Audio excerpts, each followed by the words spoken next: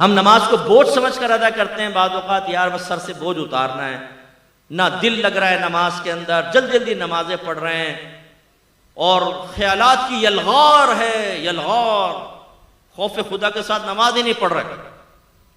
حالانکہ آپ کے نبی نے ارشاد فرمایا جس نے 2 رکعت نماز، زیادہ نہیں، 2 رکعت نماز ایسے ادا کی کہ اس میں دنیا کا کوئی خیال اپنے قلب میں نہ لایا، وہ گناہوں سے ایسا پاک و صاف ہو جائے گا جیسے آج ہی اپنی ماں کے پیٹ سے پیدا ہوا۔ لانا فرمایا آنا نہیں، خیالات تو آئیں گے، ایک شیطان ہے جو خیال ڈالے گا، لیکن ہمارا کام کیا تھا؟ خیال آیا اس کو فوراً ٹال کر اللہ کی طرف متوجہ ہوئے۔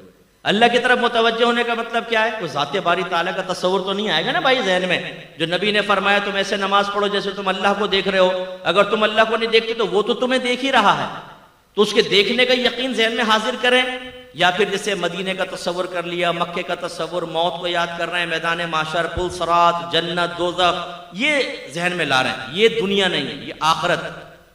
یہ خیالات آ جائیں، اور اسی طرح اگر کوئی خیال آ گیا زوجہ کا، بچوں کا، کرکٹ کا، کاروبار کا، جیسی آئے فوراً چھٹک کریں۔ یہ نہیں کہ آپ سوچنا شروع کر دیں۔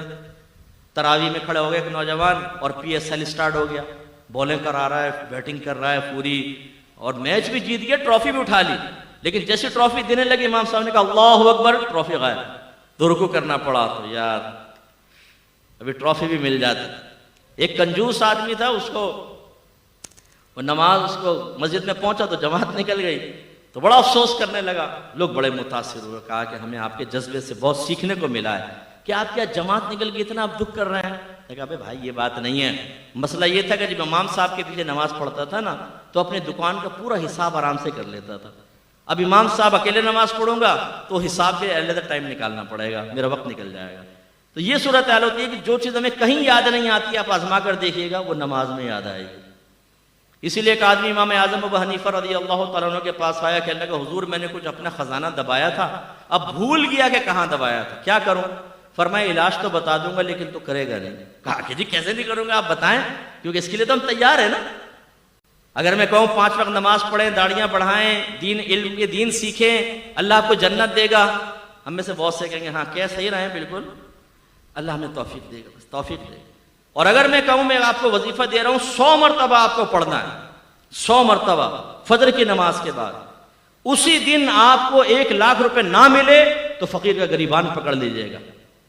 آپ کہیں گے مفتی صاحب اگر گھر میں چائے پی لیں تو بڑی مہربانی ہوگی۔ پھر آپ اس کو پوچھیں گے، پوچھنے کے بعد اگر میں یہ بھی کنڈیشن لگا دوں کسی نے شور کر دیا نا یا آپ بھول گئے گنتی، ختم، دوبارہ شروع، تو آپ اس کمرے میں داخل ہونے سے پہلے گھر والوں کو کہیں گے کوئی آئے نا ٹانگیں توڑ دوں گا، تم لوگ کم بخت ہو، نکل جاؤ، بچوں کو باہر نکالو گھر سے، اور مصلی پہ بیٹھ کے ایک ایک دانہ یہ ہمارا استغراق ہے۔ کیوں؟ برا نہیں، میں آپ تو اچھے لوگ ہیں، میں دوسروں کی بات کر رہا ہوں، آپ نہ برا مانیے گا، کہ مادی شے ہمارے سامنے آئے تو ہماری کامل توجہ ہوتی ہے، اور آخرت کے بارے میں کہیں تو بالکل بھی نہیں ہوتی۔ تو اللہ کے نبی نے یہ فرمایا 2 رکعت نماز، دنیا کا خیال نہ لاؤ، گناہوں سے پاک و صاف ہو جاؤ گے جیسے آج ہی ماں کے پیٹ سے پیدا ہوں۔ لیکن یہ بھی میرے نبی نے ارشاد فرمایا، علامہ آلوسی نے اس حدیث کو نقل فرمایا، سرکار نے فرمایا آخری زمانے میں ایک شخص بھی مسجد میں ایسا نہیں ہوگا جو خشوع و خضوع کے ساتھ نماز ادا کرنے والا ہو۔